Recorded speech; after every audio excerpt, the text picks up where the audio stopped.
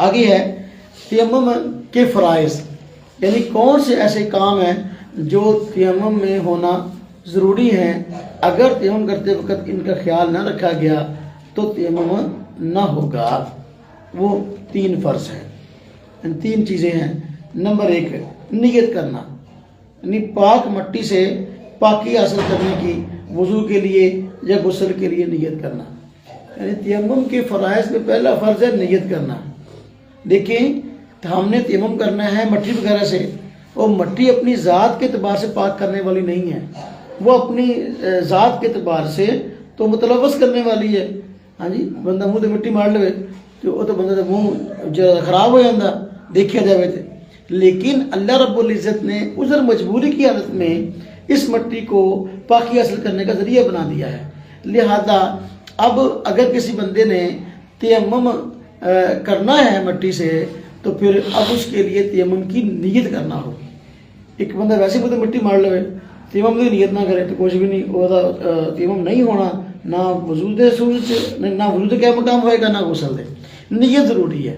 پانی جو ہے نا، پانی میں اور مٹی میں یہی فرق ہے، پانی اپنی ذات کے اعتبار سے پاک کرنے والا ہے۔ اللہ پاک فرمایا وَأَنزَلْنَا مِنَ السَّمَاءِ مَاءً طَهُورًا، پانی اپنی ذات کے اعتبار سے پاک کرنے والا ہے، پاک ہے۔ تو لہذا اب اس سے اگر ہم وضو کرتے ہیں بغیر نیت کے وضو ہو جائے گا، غسل کرتے ہیں بغیر نیت کے غسل ہو جائے گا، لیکن مٹی اپنی ذات کے اعتبار سے پاک کرنے والی نہیں ہے۔ یہ ایک عذر کی حال، جب پانی ہونا یا بندہ استعمال نہ کر سکتا ہو تو اس وقت اللہ رب العزت نے امت محمدیہ کو یہ اعزاز عطا کیا ہے کہ پاکی حاصل کرنے کا اس کو ذریعہ بنا دیا۔ لہذا چونکہ یہ ذات کے اعتبار سے مٹی پاک کرنے والی نہیں ہے تو ایک خاص عذر کی حالت میں ہے، تو اس وجہ سے اس سے پاکی حاصل کرنے کے لیے، تیمم کرنے کے لیے پھر نیت کرنا ضروری ہے۔ اور تیمم کا معنی ہی ارادہ اور نیت ہوتا ہے۔ تیمم کا معنی کیا ہے؟ ارادہ کرنا۔ تو لہذا جب بندہ ارادہ کرے، ارادہ تن کہ بھئی میں اس پاک مٹی سے پاکی حاصل کرنے کا ارادہ کرتا ہوں، اگر وضو کے لیے کرنا ہے تو وضو کی نیت کرے، غسل کے لیے کرنا ہے تو غسل کی نیت کرے، تو پھر جو ہے تیمم ہوگا، وگرنہ تیمم نہیں ہوگا۔ دوسرا فرض تیمم کا جس کا خیال رکھنا ضروری ہے کہ جب ہم نے تیمم کرنا ہے تو پورے چہرے پر ہاتھ کو ملنا ہے۔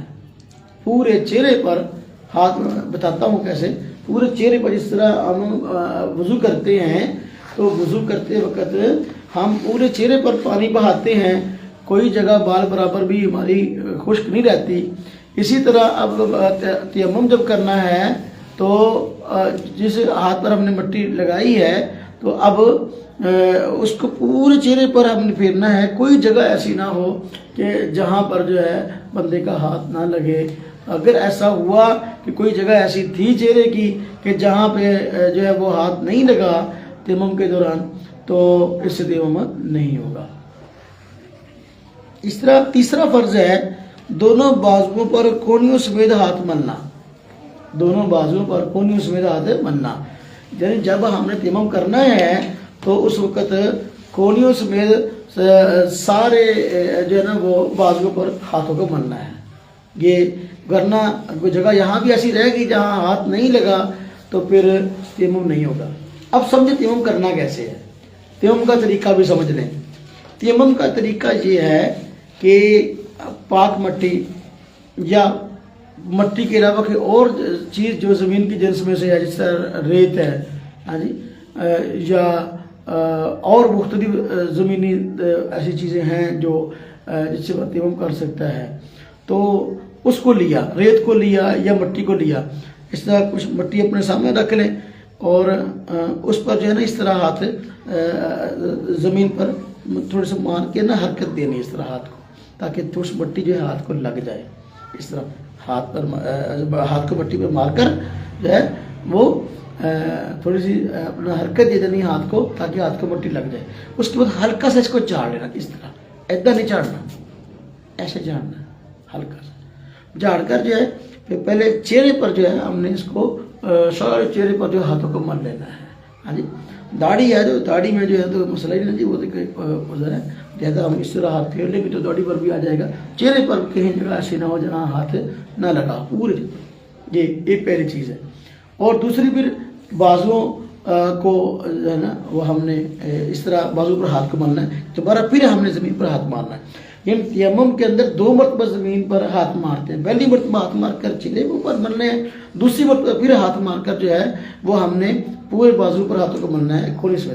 اس کا طریقہ یہ ہوتا ہے کہ یہ دیکھیں، جیسے میں نے کل سمجھایا تھا سر کا مسا، اس طرح یہاں بھی ہاتھ اس طرح مار کر دوسری مرتبہ جھاڑ کر ہلکا سا اس طرح پہلے دائیں کی طرف رکھنی ہے، 3 انگلیاں اس طرح بالکل پیچھے کی طرف اس طرح لے جانی ہے کونے پر، اس طرح یہ لے گئے. اس کے بعد جو ہے نا یہ جگہ استعمال کرنی ہے اس طرح یہ دیکھیں، پھر یہ پھر دائیں پھر بائیں، یہ دیکھیں اس طرح، پھر یہ جگہ رہ گئی نا، یہ اس کو اس طرح یہ تیمم ہو گیا.